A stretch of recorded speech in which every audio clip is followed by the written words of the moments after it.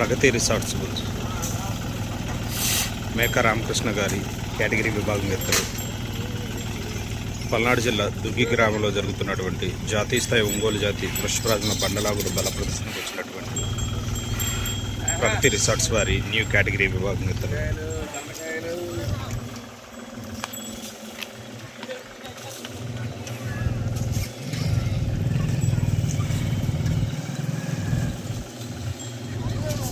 ఆఖరి రోజున ఈరోజు నిర్వహించే న్యూ కేటగిరీ విభాగానికి వచ్చినటువంటి ప్రగతి రిసార్ట్స్ వారి న్యూ కేటగిరీ విభాగం ఎత్తులు